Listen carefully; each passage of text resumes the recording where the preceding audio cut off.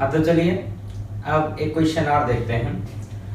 Question है कि electric field vector आपके लिए गिवन है, कितना है 8x i cap 0j cap and 0k cap. मैं देखिए यहाँ पे 0 नहीं लिखता तो भी काम चल जाता, तो मैंने समझाने के लिए बस लिख दिया है। तो आप ये याद रखिएगा कि अगर इलेक्ट्रिक फील्ड वेक्टर सिर्फ ऐसे लिखा हो कि 8x i कैप, इसका मतलब उसमें y और j कंपोनेंट 0 है, ठीक, y और z कंपोनेंट 0 है। तो मैंने आपको लिख दिया कि जैसे आपको पता चले कि y z कहाँ गए, तो y z 0 है, तो सामान्यतः इनको नहीं लिखा जाता है, ठीक। और जो इलेक्ट्रिक फील्ड जो पोटेंशियल है x = 1 पे वो है 10 वोल्ट। आपसे पूछा है कि बताइए किसी x पे पोटेंशियल क्या होगा। तो देखिए हम एक फॉर्मूला जानते हैं जो हमने पिछले क्लास में भी देखा था कि dv - E vector dot dr vector. फिर इसको जब हम फर्दर एक्सपांड करते हैं तो आता है -ex dx e/dy। अब e/0 है तो मैं आगे की टर्म नहीं लिख रहा हूं, आप इसमें वैल्यू पुट कर दीजिए। तो dv - ex कितना है आपका, ex है आपका 8x into dx। अब आप इसको इंटीग्रेट करिए। जब x = 1 है तो v का वैल्यू कितना है 10, तो किसी x और v का वैल्यू क्या होगा, लेट्स से v। इसको इंटीग्रेट करिए तो v - 10 = -8, x का लिमिट इंटीग्रेशन x²/2 और लिमिट कहां से कहां तक 1 से लेके x तक। तो v कितना आया, v आया 10 - 8 into x² - 1 / 2। तो v का जो वैल्यू आया वो आया 10 - 4 of x² - 1, ठीक। तो आप इसको मल्टीप्लाई कर दें तो v कितना है आपका, ये आया 14 - 4x², ठीक। अब अगला क्वेश्चन देखते हैं। अगला क्वेश्चन ये है कि एक इनफाइनाइट लेंथ का वायर है और चार्ज डेंसिटी है लैम्डा कूलम पर मीटर, वो कांस्टेंट है। और आपके दो पॉइंट बताएं a और b। आपसे पूछा है कि potential difference of v minus potential difference of a, मतलब ये फाइनल पॉइंट मानना है और ये इनिशियल पॉइंट मानना है। तो आप इसको ऐसे समझ लें, आप क्या करिए, यहां से r डिस्टेंस पे जाइए यहां पे, और यहां पे फिर आप dr डिस्प्लेसमेंट करिए, dr यहाँ पे आप कितना डिस्प्लेसमेंट करिए dr। तो ये आपका इनिशियल पॉइंट हुआ, देखा होगा फाइनल पॉइंट। तो यहाँ से यहाँ तक जाने में जो आपका पोटेंशियल में चेंज आता है, चेंज इन पोटेंशियल dv का मतलब चेंज इन पोटेंशियल जो आता है उसका फॉर्मूला क्या होता है, -E vector dot dr vector. ये dv होता है क्या है, dr वेक्टर चलने में पोटेंशियल डिफरेंस या पोटेंशियल में चेंज, ठीक। तो dv - इलेक्ट्रिक फील्ड भी इसी डायरेक्शन में, dr वेक्टर भी इसी डायरेक्शन में, तो e dr cos 0। अब इसके कारण इलेक्ट्रिक फील्ड कितना होगा मैग्नीट्यूड में, इस डायरेक्शन में होगा, जो कितना होगा 2k लैम्डा अपॉन r। तो e 2k lambda upon r dr। अब आप इसको इंटीग्रेट करिए, ठीक। तो जब आप इसको इंटीग्रेट करेंगे तो कहां से कहां तक इंटीग्रेट करेंगे, पॉइंट a से। पॉइंट a के लिए r का वैल्यू किसके बराबर होगा, हमने ये r माना है, ये r है, तो पॉइंट a के लिए r का वैल्यू किसके बराबर होगा, a के बराबर होगा। और पॉइंट a का पोटेंशियल कितना हो गया, va। पॉइंट b के लिए r का वैल्यू क्या होगा, a + b, और पॉइंट b का पोटेंशियल क्या हो गया, vb। तो इसको इंटीग्रेट किया जाए तो ये आया vb - va that equal to -2k lambda ln of a + b upon a, ठीक। तो आपसे vb - b उन्होंने पूछा था, तो आपका आंसर तो आ गया, कितना आया -2k lambda ln of 1 + b upon a, ठीक। अब देखिए आगे चलते हैं। तो एक चीज होती है जिसको बोलते हैं इक्विपोटेंशियल सरफेस। तो पहली बात, इक्विपोटेंशियल सरफेस किसे कहते हैं, तो द सरफेस, मैं लिख देता हूं, the surface at which all points have same potential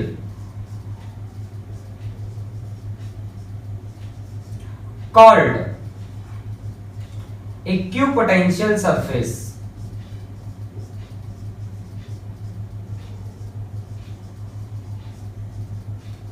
ठीक। तो देखिए नाम से ही समझ में आ रहा है, इक्वी मतलब बराबर, पोटेंशियल मतलब बराबर पोटेंशियल, और सरफेस मतलब बराबर पोटेंशियल वाली सरफेस। मतलब एक ऐसा सरफेस, सरफेस का शेप कैसा भी हो सकता है, सरफेस ऐसे टेढ़ी मेढ़ी हो सकती है, सरफेस ऐसे फ्लैट हो सकती है, सरफेस ऐसे स्फेरिकल हो सकती है, सरफेस ऐसे सिलिंड्रिकल हो सकती है, ऐसे टेढ़ी मेढ़ी शेप हो सकती है, any kind of shape is possible, ठीक।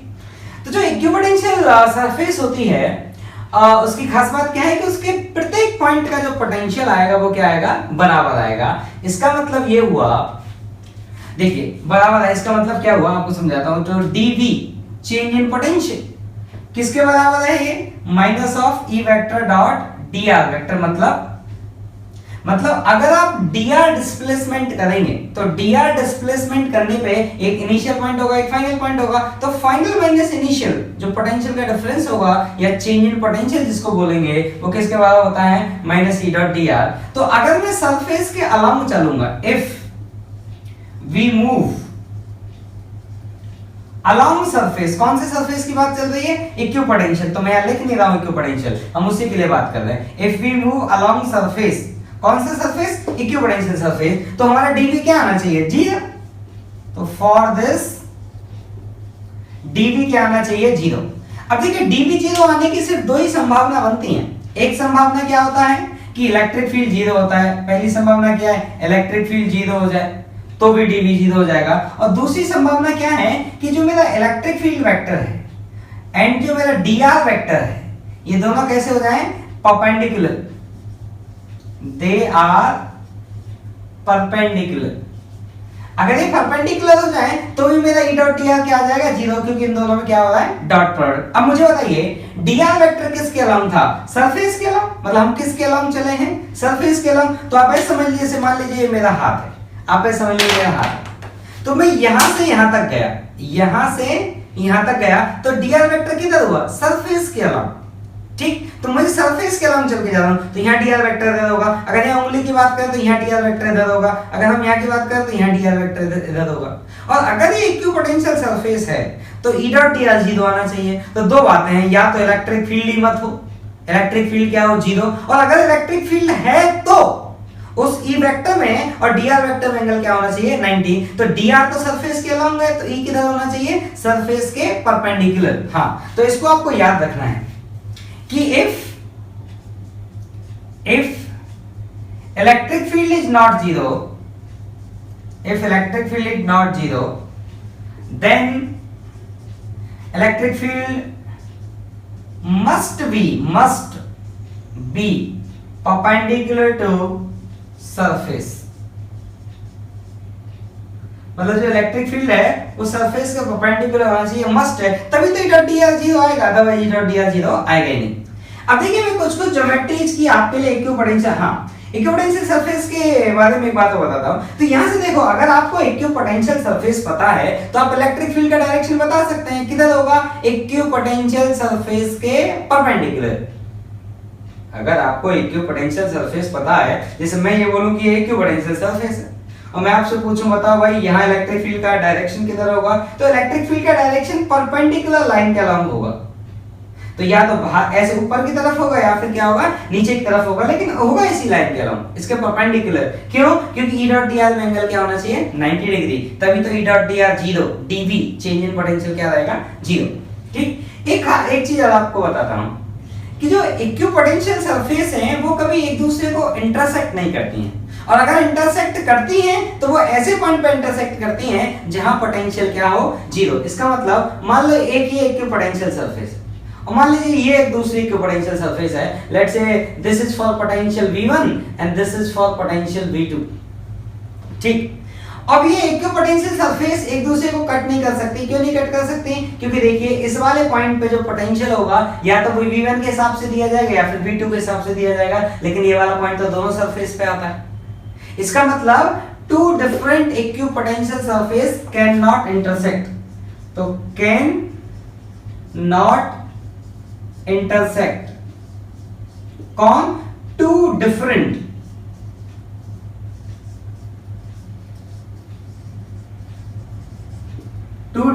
equipotential surfaces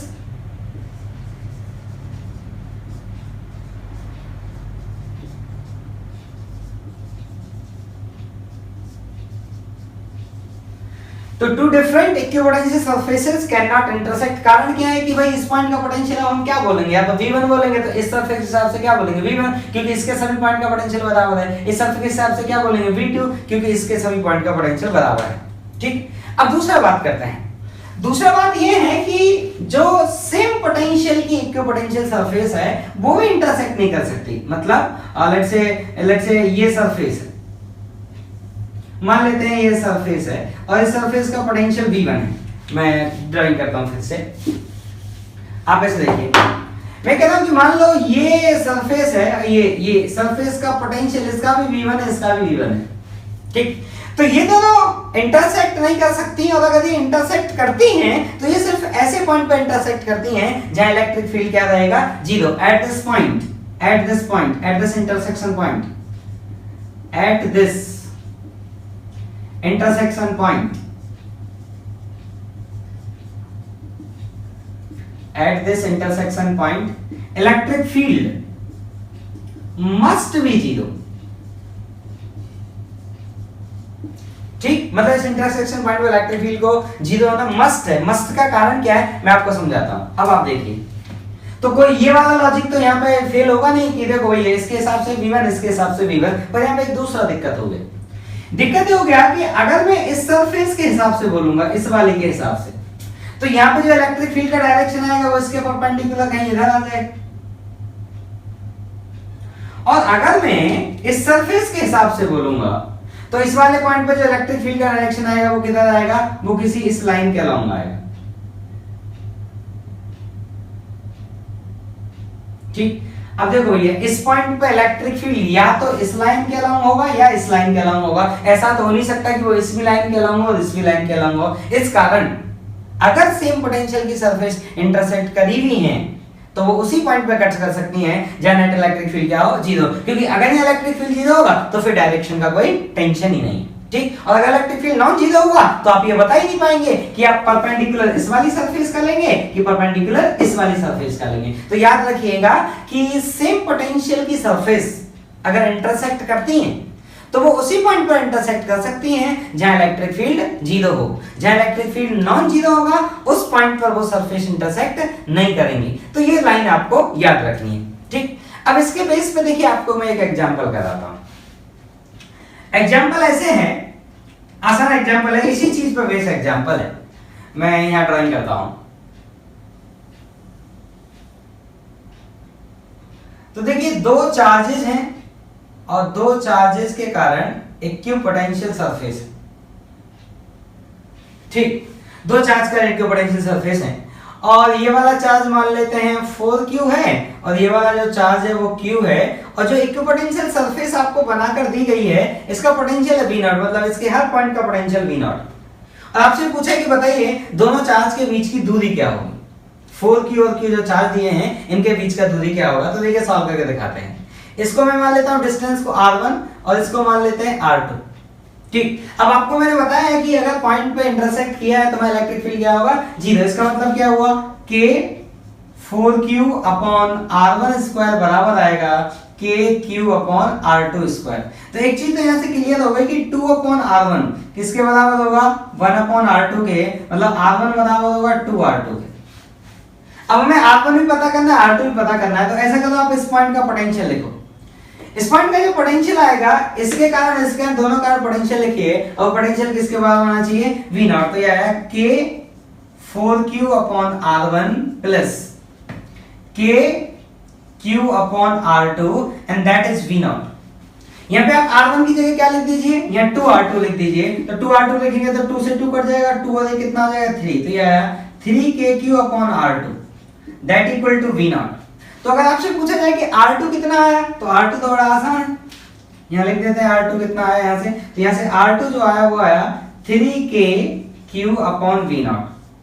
R1 किसके बराबर आएगा, तो R2 को यहाँ पुट कर दो तो आपका जो R1 आ जाएगा वो आ जाएगा 6kq अपॉन v0। और आपसे पूछा गया R1 प्लस R2, तो R1 प्लस R2 का जो वैल्यू आया वो आया 9kq अपॉन v0, ठीक है।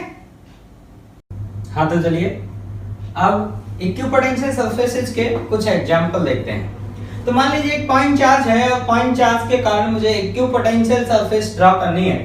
तो पॉइंट चार्ज के कारण जो इक्विपोटेंशियल सरफेस होती हैं वो स्फेरिकल होती हैं और इक्विपोटेंशियल सरफेस पे अगर इलेक्ट्रिक फील्ड का डायरेक्शन हम बनाएंगे तो डायरेक्शन किधर होता है, सरफेस के परपेंडिकुलर। तो आप देखें हर जगह पे जो मैंने इक्विपोटेंशियल सरफेसेस बनाई हैं इन सब पे इलेक्ट्रिक फील्ड का डायरेक्शन कैसा है, परपेंडिकुलर। एक चीज आप नोटिस करें कि जो जितनी भी इक्विपोटेंशियल सरफेसेस होती हैं पॉइंट चार्ज के कारण ये कंसेंट्रिक होती हैं और इनका सेंटर कहां होता है, पॉइंट चार्ज पे। आप ऐसे देखो, ये अगर r1 रेडियस का सर्कल है, स्फीयर है, तो इसके हर पॉइंट पे पोटेंशियल कितना होगा, kq/r1। अगर ये r2 रेडियस का स्फीयर है तो इसके हर पॉइंट पे पोटेंशियल क्या होगा, kq/r2। और अगर ये r3 रेडियस का स्फीयर है तो इसके हर पॉइंट पे पोटेंशियल क्या होगा, kq/r3। ठीक, तो ये याद है कि पॉइंट चार्ज के कारण जो स्फेरिकल सरफेस, जो इक्विपोटेंशियल सरफेस होती हैं वो स्फेरिकल होती हैं और उनका सेंटर कहां होता है, एट द चार्ज। दूसरा बात करें कि लाइन चार्ज के कारण, मान लीजिए एक इनफाइनाइटली लॉन्ग लाइन चार्ज है और उसके कारण हमें इक्विपोटेंशियल सरफेस बनानी है, तो ये इक्विपोटेंशियल सरफेस जो होती हैं वो सिलिंड्रिकल होती हैं। और आप चाहें तो इलेक्ट्रिक फील्ड का डायरेक्शन ड्रॉ कर सकते हैं। हर जगह पे जो इलेक्ट्रिक फील्ड होगा वो किधर होगा, सरफेस के perpendicular, at each location direction किधर होगी, सरफेस के परपेंडिकुलर। तो इक्विपोटेंशियल इतनी, देखिए सारे कॉन्फ़िगरेशन की तो आप याद नहीं रख सकते, लेकिन कुछ दो चार कॉन्फ़िगरेशन की जरूर आप याद रख सकते हैं। तो ये याद है कि पॉइंट चार्ज के कारण equipotential surface spherical, concentric, centre at the charge. Line charge के कारण इनफाइनाइटली लॉन्ग लाइन चार्ज है, इसके कारण इक्विपोटेंशियल सरफेस कैसी होती है, सिलिंड्रिकल होती है और वायर के साथ कोएक्सियल होती है। मतलब ये कोएक्सियल होती है और वायर कहां होता है, इनकी एक्सिस पे। एक कॉन्फ़िगरेशन आप देखते हैं कि मान लीजिए इनफाइनाइटली लार्ज सीट है और चार्ज यूनिफॉर्मली डिस्ट्रीब्यूटेड है, सिग्मा कूलम्ब पर मीटर स्क्वायर सरफेस में डिस्ट्रीब्यूटेड है। तो हम जानते हैं कि इसके कारण जो इलेक्ट्रिक फील्ड होता है वो कैसा होता है, यूनिफॉर्म इलेक्ट्रिक फील्ड होता है। यूनिफॉर्म का मतलब हर जगह पे डायरेक्शन और मैग्नीट्यूड एक जैसा है। तो यूनिफॉर्म इलेक्ट्रिक फील्ड को आप ऐसे इमेजिन करें जैसे आपने टीवी में वॉर देखे होंगे कि एरो जब जाते हैं तो ऐसे बहुत सारे एरो एक ही तरफ जा रहे होते हैं। तो ऐसे इमेजिन करें कि बहुत सारे एरो एक ही तरफ जा रहे हैं। ये मतलब किसको रिप्रेजेंट करता है, यूनिफॉर्म इलेक्ट्रिक फील्ड। और इसके कारण जो इक्विपोटेंशियल सरफेस मिलती है वो क्या मिलते हैं, प्लेन्स। एक प्लेन सरफेस, एकदम प्लेन सरफेस इक्विपोटेंशियल सरफेस होते हैं। और अगर इसको आप इस साइड से देखेंगे, थोड़ा मैंने 3D दिखाने की कोशिश करी है, अगर आप इसको इस साइड से देखेंगे तो ये पूरी सीट एक लाइन से दिखेगी, ये लाइन से।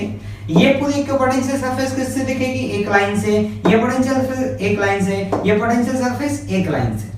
ठीक, अब आगे चलते हैं।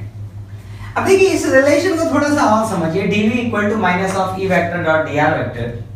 तो मुझे बताइए ई वेक्टर और dr वेक्टर में जो एंगल है अगर वो लेस देन 90 हुआ तो ये प्रोडक्ट क्या आएगा, इनका पॉजिटिव, आगे लगा हुआ नेगेटिव, तो dv क्या आ जाएगा आपका नेगेटिव। और किसी चीज का चेंज नेगेटिव है मतलब वो चीज घट रही है। जब चीज घटती है तभी तो चेंज नेगेटिव आता है, और जब चीज बढ़ती है तो चेंज कैसा आता है, पॉजिटिव। तो आप ऐसे सोचिए, जैसे आप ऐसे सोचिए, मान लो इस डायरेक्शन में इलेक्ट्रिक फील्ड, तो अगर मैं इस डायरेक्शन में चल के गया तो मैंने किधर मूव किया, along the electric field. Even मान लीजिए जैसे ये जो मार्कर है, ये मान लीजिए इस डायरेक्शन में इलेक्ट्रिक फील्ड है, और मान लो मैं अगर इधर भी चल के गया तो मैं थोड़ा आगे की तरफ बढ़ा। ऐसे देखिए ना, मान लीजिए मैं इधर चल के गया तो थोड़ा तो आगे बढ़ा इधर। देखिए पहले मैं यहाँ था, अब मैं ऐसे चल के गया, अब मैं यहाँ पहुंच गया, तो आगे बढ़ा कि नहीं। तो वही मैंने बोला है कि if we move along the electric field, मतलब E और dr में एंगल कितना होगा आपका, लेस देन 90 डिग्री, तो आपका पोटेंशियल क्या करेगा, डिक्रीज करेगा। अब सोचो अपोजिट टू इलेक्ट्रिक फील्ड, आप ऐसे सोचो इस डायरेक्शन में इलेक्ट्रिक फील्ड इधर, मान लो मैं इधर चल के आया, इधर चल के आया, ठीक, तो इलेक्ट्रिक फील्ड में dr में एंगल कितना हो गया, 180 डिग्री। तो ये E डॉट dr कैसा आएगा आपका, नेगेटिव, आगे माइनस लगाए तो पूरी चीज क्या हो गई, पॉजिटिव, तो dv क्या आ गया, पॉजिटिव। और अगर किसी चीज का चेंज पॉजिटिव है इसका मतलब वो चीज क्या हो रही है, बढ़ रही है। तो वही मैंने लिखा है कि opposite to electric field potential क्या होगा, इंक्रीज करेगा। तो आप ऐसे समझो कि अगर इधर इलेक्ट्रिक फील्ड है तो मैं इधर चल के जाऊंगा तो भी मैं इलेक्ट्रिक फील्ड के अपोजिट कहलाऊंगा। अगर मैं ऐसे भी गया ना किसी एंगल पे ऐसे देखिए तो भी हम क्या कहलाएंगे कि हम इलेक्ट्रिक फील्ड के अपोजिट साइड में चल रहे हैं। एग्जैक्ट अपोजिट नहीं है लेकिन फिर भी आप देखो, अगर मैं यहां से चला ऐसे, तो जब मैं यहां था तो मेरा पोजीशन ये हो गया, और जब मैं यहां पहुंच गया तो मैं ऐसे हो गया, तो मैं पीछे आया ना उस पोजीशन से, ठीक। तो अगर मैं अपोजिट डायरेक्शन में जाऊंगा फील्ड के, तो मेरा पोटेंशियल क्या करेगा, इंक्रीज करेगा, और अलोंग जाऊंगा तो पोटेंशियल क्या करेगा, डिक्रीज करेगा। ये बहुत इंपॉर्टेंट पॉइंट है, आपको याद होना ही चाहिए, ठीक है, ठीक। तो जैसे मान लो मैं आपसे ऐसे ही पूछ लूं, जैसे मान लीजिए आपसे ऐसे पूछ लिया जाए कि एक लार्ज सीट है, ये लार्ज सीट है, इसकी चार्ज डेंसिटी है सिग्मा कूलम्ब पर मीटर स्क्वायर, ठीक। और यहां पे मान लेते हैं एक ये ट्राइंगल है, ठीक। इसमें 3 पॉइंट है, ए बी और सी। और जो ये AB है ना, ये सीट की सरफेस के पैरेलल है, मतलब सरफेस से इसका एंगल कितना है, लाइन AB का 0, मतलब ये एकदम है, सरफेस ऐसे है और लाइन ऐसे है, मतलब इस लाइन AB का सरफेस से एंगल कितना है, 0। तो मुझे बताइए ये वाली जो लाइन होगी, तो जो यहाँ पे इलेक्ट्रिक फील्ड होगा वो क्या होता है, सीट के परपेंडिकुलर होता है। तो सीट के परपेंडिकुलर मतलब ये सीट के पैरेलल है, तो इसके भी परपेंडिकुलर होगा। तो पॉइंट ए और पॉइंट बी क्या हो जाएंगे आपके इक्विपोटेंशियल पॉइंट, क्योंकि इन दोनों का पोटेंशियल सेम होगा। अब मुझे बताइए, मैं आपसे पूछूं कि बी का पोटेंशियल ज्यादा होगा या सी का, तो आंसर है बी का ज्यादा होगा, क्योंकि जब हम इलेक्ट्रिक फील्ड के डायरेक्शन में जाते हैं तो पोटेंशियल घटता है। तो जो पॉइंट सी है इसका पोटेंशियल क्या होगा, कम होगा, किसके कंपैरिजन में, बी के कंपैरिजन। अब कभी कभी वो क्या करते हैं ना, ऐसे एक सर्कल बना देते हैं इसके आगे, और इस सर्कल में आपको ऐसे 4 पॉइंट देते हैं, यही वाली बात है। जैसे एक डायमीटर ऐसे बना दिया जिसका सीट के साथ एंगल 0 है, और एक डायमीटर ऐसे बना दिया जो सीट के परपेंडिकुलर है। अब आपको पॉइंट के नाम देते हैं, मान लीजिए ए बी सी डी, और मान लीजिए इसका नाम देते हैं ओ। अब आपसे पूछे जाए कि बताइए सबसे ज्यादा पोटेंशियल कौन से पॉइंट का होगा, तो आंसर है पॉइंट ए का, क्योंकि जब मैं इस डायरेक्शन में चलूंगा तो पोटेंशियल घटता जाएगा, और बी ओ और डी का पोटेंशियल क्या रहेगा, बराबर, क्योंकि इलेक्ट्रिक फील्ड किधर है, इसके परपेंडिकुलर। और सी का जो पोटेंशियल होगा वो क्या होगा, सबसे कम होगा, ठीक। अब देखो एक रिजल्ट आप और याद कर लीजिएगा, मैं यहाँ पे एक स्पेशल केस में लिख रहा हूं कि if E vector is constant, मान लो इलेक्ट्रिक फील्ड वेक्टर अगर कांस्टेंट हुआ, ठीक, तो इस dv that equal to minus of E vector dot dr vector, आप इसको दोनों साइड इंटीग्रेट करिए। अब हम कह रहे हैं कि इलेक्ट्रिक फील्ड वेक्टर जो है वो आपका कांस्टेंट है, तो मान लीजिए पॉइंट ए का पोजीशन वेक्टर r वेक्टर और पॉइंट बी का position vector rb vector, point A का पोटेंशियल va और पॉइंट बी का पोटेंशियल कितना, vb। तो ये इंटीग्रेशन क्या आएगा, इसको सॉल्व करें तो ये आएगा vb minus va that equal to minus of E vector dot rb vector minus ra vector, ठीक। तो इसको potential difference vv minus va किसके बराबर आया, minus of E vector dot, इसको मैं rba वेक्टर लिख सकता हूं, ठीक। अब अगर मैं मैग्नीट्यूड दूं दोनों साइड में, कि पोटेंशियल डिफरेंस का मैग्नीट्यूड जो आएगा वो क्या आएगा, वो आएगा mod of E vector into RBA cos theta का मॉड, ठीक। अब ये RBA cos थीटा है कौन, तो इसको बड़े ध्यान से समझना, जैसे मैं आपको समझाने की कोशिश करता हूं। मान लो इस डायरेक्शन में इलेक्ट्रिक फील्ड है, क्योंकि हम यूनिफॉर्म इलेक्ट्रिक फील्ड की बात कर रहे हैं तो कोई टेंशन नहीं है अपने को। मान लीजिए इस डायरेक्शन में इलेक्ट्रिक फील्ड है, और आपका मान लीजिए एक पॉइंट है यहाँ पे मान लेते हैं A, और एक पॉइंट यहाँ मान लेते हैं हम B। इलेक्ट्रिक फील्ड हर जगह है, मैं कितनी लाइन बनाऊंगा यार, हर जगह इलेक्ट्रिक फील्ड है, ठीक। तो यहाँ पे भी इलेक्ट्रिक फील्ड, ऐसा नहीं मैं लाइन नहीं बनाई तो नहीं, मैं कह रहा हूँ ना हर जगह है, मैं सारी लाइन तो बना नहीं सकता। अब मेरा जो पोजीशन वेक्टर होगा B का, A के रिस्पेक्ट में वो ये आएगा, इस वेक्टर का क्या नाम दिया जाएगा, position vector of B with respect to A। 11th में सीखा था काइनेमेटिक्स में कैसे पोजीशन वेक्टर लिखते हैं। और इलेक्ट्रिक फील्ड और इस पोजीशन वेक्टर के बीच का एंगल क्या है, थीटा। ये थीटा किस किस के बीच का एंगल होगा, E वेक्टर और RBA वेक्टर। तो मैं कह रहा हूं कि इस RBA वेक्टर का अगर इधर कंपोनेंट लिया जाए सरफेस के अलाउंग, इलेक्ट्रिक फील्ड के अलाउंग, ये वाला कंपोनेंट, तो ये वाला कंपोनेंट कितना आएगा, ये आएगा RBA cos थीटा। इसका मैग्नीट्यूड लिया जाए तो क्या लगा दीजिए, मॉड लगा दीजिए। इसका मतलब मैं एक फॉर्मूला यहाँ पे लिख रहा हूं, बड़े ध्यान से सुनिएगा, कि अगर आपको पोटेंशियल डिफरेंस का मैग्नीट्यूड चाहिए तो मैग्नीट्यूड कैसे मिल जाएगा आपको, मैग्नीट्यूड मिलेगा कि इलेक्ट्रिक फील्ड का magnitude into distance along the electric field, मतलब जो ये इलेक्ट्रिक फील्ड वाला लाइन है, इस लाइन के अलोंग कितना डिस्टेंस चले। तो आप सोचो पॉइंट ए से लेके जब पॉइंट बी तक हम गए तो इलेक्ट्रिक फील्ड वाली लाइन के अलोंग हम कितना चले, आर बी ए cos थीटा।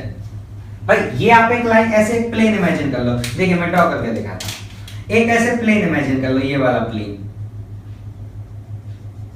एक प्लेन और इमेजिन कर लो, ये वाला प्लेन।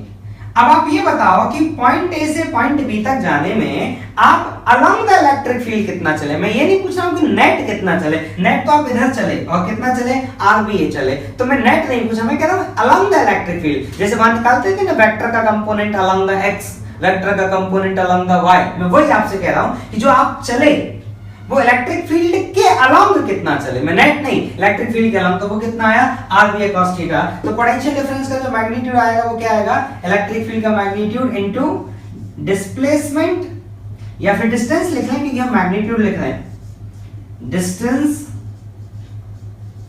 Along electric field.